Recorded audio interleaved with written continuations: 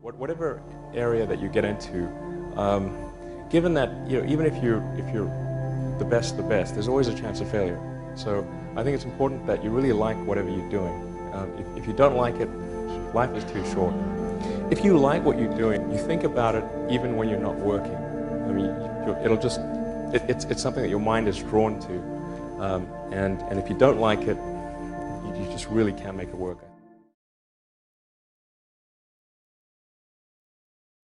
Depending upon how well you want to do, particularly if you're starting a company, you need to work super hard. So what does super hard mean?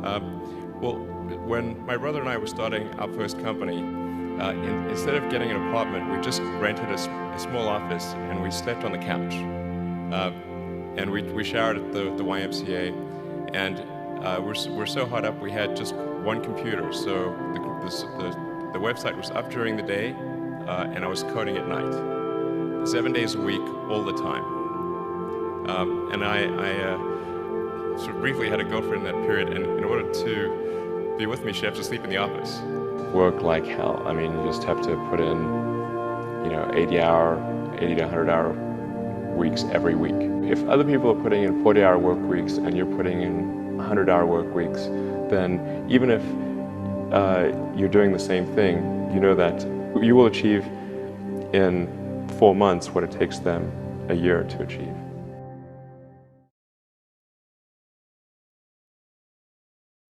Make sure that whatever you're doing is a great product or service. It has to be really great.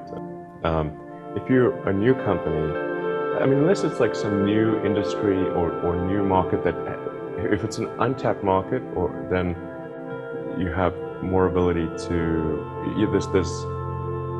the standard is lower for your product or service. But if you're entering anything where there's an existing marketplace against large entrenched competitors, then your product or service needs to be much better than theirs. It can't be a little bit better, because then you put yourself in the shoes of the consumer and they say, why would you buy it as a consumer? You're always going to buy the trusted brand unless there's a big difference. So a lot of times, entrepreneur will come up with something which is only slightly better. And it can't just be slightly better. It's got to be a lot better.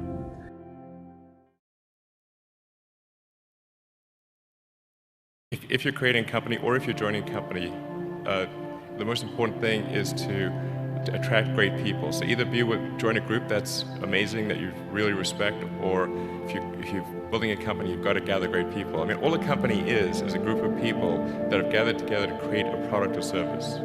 And so depending upon how talented and hardworking that group is, and the degree to which they're focused cohesively in a good direction, that will determine the success of the company.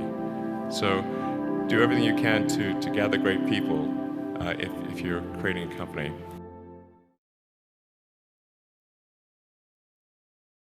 Constantly seek criticism. A well thought out critique of whatever you're doing is as valuable as gold. And you should seek that from everyone you can, but particularly your friends. Usually your friends know what's wrong, but they don't want to tell you because they don't want to hurt you. It doesn't mean your friends are right, but very often they are right. And you at least want to listen very carefully to what they say. And to everyone, you should take the approach that you're wrong, that you, the entrepreneur, are wrong. Your goal is to be less wrong.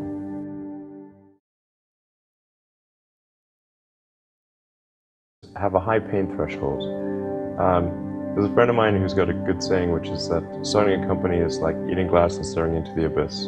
Okay, that's generally what happens, because when you first start a company, there's lots of optimism and things are great, and then so happiness at first is high. Then you encounter all sorts of issues, and happiness will steadily decline, and then you'll go through a whole world of hurt, and then eventually if you succeed, and in most cases you will not succeed,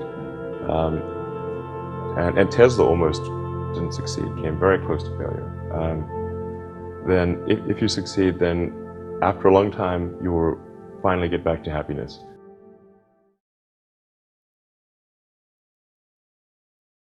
I think one of the biggest mistakes people generally make, and I'm guilty of it too, is wishful thinking. You know, like you want something to be true, even if it isn't true. And so you ignore the things that, you ignore the real truth because of what you want to be true. This is a very difficult trap to avoid. And like I said, it's certainly one that I find myself in having problems with. I'd say focus on signal over noise. A lot of companies get confused. They spend money on things that don't actually make the product better. So, for example, at Tesla, we've never spent any money on advertising. We put all of the money into R&D and manufacturing and design to try to make the car as good as possible. I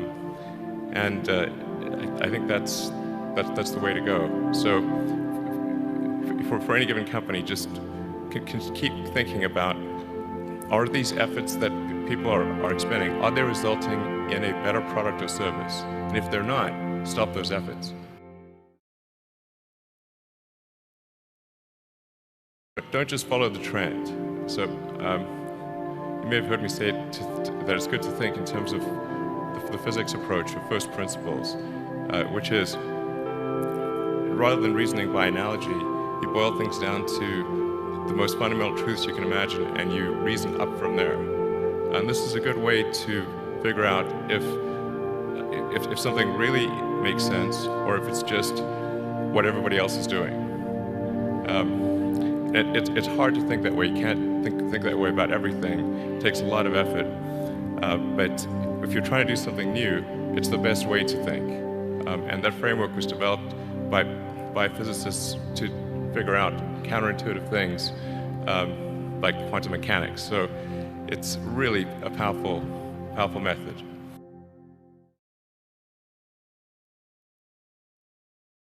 The final thing I would encourage you to do is, now is the time to take risk. You don't have kids, but as you get older, your obligations increase. And once you have a family, you start taking risk not just for yourself, but for your family as well. It gets much harder to do things that might not work out. So now is the time to do that before you have those obligations. So I would encourage you to take risks now. Do something bold.